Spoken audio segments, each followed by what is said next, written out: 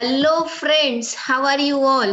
तो आप सभी का आज के निफ्टी और बैंक निफ्टी एनालिसिस सेशन में बहुत बहुत स्वागत है। और आज की वीडियो की विशेषताएं तो हालांकि बहुत सारी हैं, लेकिन आज हम अप्रैल मंथ का कंप्लीट एनालिसिस करेंगे।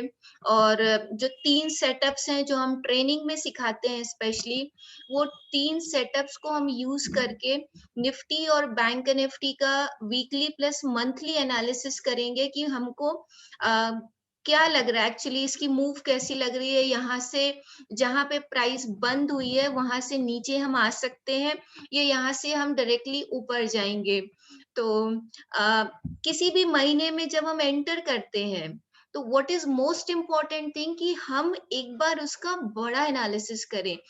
अगर बड़ी पिक्चर हमारे सामने क्लियर है तो छोटे छोटे टाइम फ्रेम्स को ना फिर ट्रेड करना इजी हो जाता है।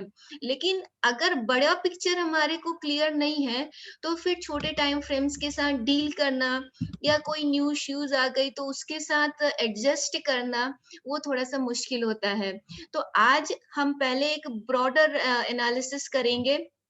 और निफ्टी और बैंक निफ्टी का पहला जो हमारा सेटअप है ये आप सभी के सामने है।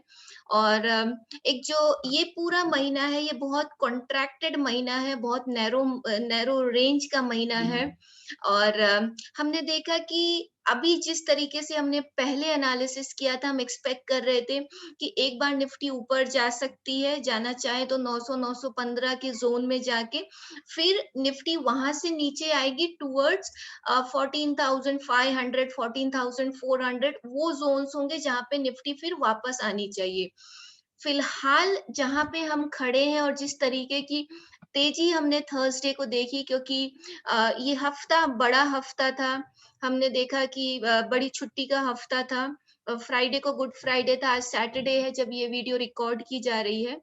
तो ओवरऑल अप्रैल मंथ की जो एटलीस्ट एक रेंज निकल के आ रही है, that is 15,000 on the upside plus 14,400 on the down side. तो अगर इस पूरी रेंज को हम देखें तो ऊपर की तरफ ये जो एरिया है, this zone this zone is 15,000, ये हमारी 15,000 की जोन है। और ये वाली जो नीचे वाली लाइन है ये 14,400 का जोन हो गया। क्यों जोन जोन हम बोल रहे हैं? क्योंकि nothing in the stock market is a single line. Stock market में कोई भी चीज सिंगल लाइन नहीं होती। हमने किसी भी जोन में, किसी भी एरिया में प्राइस का रिएक्शन देखना होता है। एक लाइन उसका कुछ बिगाड़ेगी नहीं। एक लाइन कोई गेम चेंजर लाइन या टर्निंग पॉइंट नहीं हो सकती। What is important that you look at the reaction into that zone, that is most important thing to do. Understood. तो यहाँ पे हमें क्या देखना है कि जो एक छोटी रेंज निकल के आ रही है, दैट इज फ्रॉम 15,000 टू 14,400, और ये जोन हमारी टोटल जो है 600 पॉइंट्स की है। This is at least an initial range for the April month. This is your April month's range. क्योंकि अभी चुनाव शुरू हो जाएंगे, मई में चुनाव के रिजल्ट्स आना शुरू हो जाएंगे। तो बीच का ये जो एक महीना बचा हुआ है, अप्रैल का महीना बचा हुआ है, इस महीने में हमें रिएक्शन देखना बाजार का बहुत इंपॉर्टेंट है। और मुझे लगता है जो भी हरकत बाजार में शुरू होगी, ये मेस्डअप वगैरह जो हो रहा है, अपने नीचे के टारगेट्स कंप्लीट करेगा, नीचे जाएगा, ऊपर आएगा। और वो जो प्री इवेंट रैली है, जैसे हमने यूएस प्रेसिडेंशियल इलेक्शन के समय देखी, और वैसी कुछ मूव टूवर्ड 16,000 अगर हम इन जोन्स को सरवाइव कर जाते हैं तो वो हमें देखने को मिलनी चाहिए later on, may be in the last month of April और सो। उस समय फिर हमें वो मूव देखने को बाजार में मिलनी चाहिए। फिलहाल जो बात है, एक जो ब्रॉडर रेंज हमें एक सेटअप बता रहा है कि ये 15,000 से लेके 14,400 का ये हमारा जोन है। और इस जोन के बाद अगर हम देखें तो वीकली जोन भी एक बार हम देख लेते हैं। वीकली जोन भी हम में अगर हम जाएं तो ब्रॉडर जोन इसका 15,900, वही ऊपर में जो हम टारगेट एक्सपेक्ट कर रहे हैं 2021 में। और नीचे के जोन्स तो अभी कटे नहीं है, इसलिए हम उसकी बात नहीं करेंगे, लेकिन ये 2021 के लिए जोन्स है। फिलहाल हमारे लिए 600 पॉइंट का जोन है। निफ्टी में इस महीने कोई बड़ी चाल अगर आती है, तो वो बड़ी चाल जो आएगी वो 15,300 के ऊपर अगर काट के निफ्टी सरवाइव करती है। अब देखिए यहाँ पे दो बातें हैं, क्योंकि ये जो एरिया है ये इसका इम्पोर्टेंट रेजिस्टेंस एरिया भी है। अभी तक का जो ऑल टाइम हाई लगाया है निफ्टी ने 15,431 का हाई लगाया है। तो यहाँ से अगर हम ऊपर जाते हैं 15,431 के जोन तक, तो इस जोन में जाके इस बार अगर हम इस जोन में निकलते, पहले हम यहाँ पे 2 बार फेल हो चुके हैं, तो this is your first failure, this is your second failure. पर इस बार अगर हम जाते हैं और 15,400 की जोन्स को ब्रेक करते, तो फिर ये फाइनली और ज्यादा एक्सेलरेशन शो कर सकती है, ट्रैक्शन शो कर सकती है ऑन दी अपसाइड। लेकिन फिलहाल मुझे नहीं लगता कि हम अप्रैल में 15,400 के ऊपर जाने चाहिए, क्योंकि जो भी हरकत शुरू होगी वो एक्सपायरी के आसपास शुरू होगी। फिलहाल वो चीजें मार्केट में होती हुई नहीं दिख रही। अब हम अपना दूसरा सेटअप देख लेते हैं। दूसरे सेटअप में ये हमारा सीपीआर सेटअप है। सीपीआर सेटअप की एक ही कहानी है, अभी का जो प्राइस एक्शन चल रहा है कि हम इसमें एक बार नीचे 14,500 से लेके 14,400 के जोन्स तक आ सकते हैं। तो सीपीआर थ्योरी जो कह रही है वो ये कह रही है कि ये जो अप्रैल मंथ है, ठीक है ना, अप्रैल मंथ है, इसमें हम अभी बंद हुए हैं 14,865 पे। हो सकता है कि मंडे को हम थोड़ा यहाँ से और ऊपर जाएं, मे बी टूवर्ड्स 14,900 टू 920 इन जोन्स में जाएं। लेकिन यहाँ से एक आप रफ फिगर देखें 14,900 का, तो यहाँ से एक पॉसिबिलिटी है कि हम नीचे गिर के 14,500 से लेके 14,400 के जोन में, इस जोन में हम वापस आ सकते हैं। बिल्कुल पॉसिबिलिटी है, हम इस जोन में आ सकते हैं। तो टॉप से अगर हम देखें 14,900 का जो जोन है, तो वहां से लगभग 400 से 500 पॉइंट की गिरावट अभी इसमें आ सकती है। ये जो टर्न अराउंड शुरू हुआ है निफ्टी में, this is not the final turn around. तो अगर ये turn around final turn around नहीं है, तो बिल्कुल हम यहाँ से टर्न एक बार ऊपर गए हैं। अब जब ये पूरी शॉर्ट कवरिंग रैली आई है नीचे से, तो अभी पूरे शॉर्ट सेलर्स ट्रैप हुए। अब लोगों को लग रहा है कि ये रिवर्स होगा, रिवर्स होगा, यहाँ पे जाके बायर्स ट्रैप हो सकते हैं और फाइनली ये 14,400-500 लगा के जो कॉम्प्लेक्स स्ट्रक्चर में हम जी रहे हैं वहां से, और ये फाइनली ऊपर चली जाएगी टुवर्ड 15,300 15,400। तो वो बॉटम से फिर 900,000 पॉइंट की रैली हमको निफ्टी में देखने को मिल सकती है।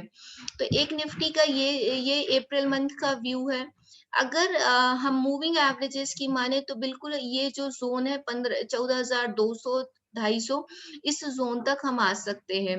तो हम कोई भी सेटअप यूज करें, कंक्लूजन जो निकल के आ रहा है वो यही निकल के आ रहा है कि नीचे की तरफ 14,200 400 अगर वो एक्सटेंड होता है, तो 14,200 तक हम मैक्सिमम इस अप्रैल मंथ में गिर सकते हैं, और ऊपर की तरफ 15,400 15,300 के जो हमारे जोन्स हैं, उन जोन्स तक हम ऊपर जा सकते हैं।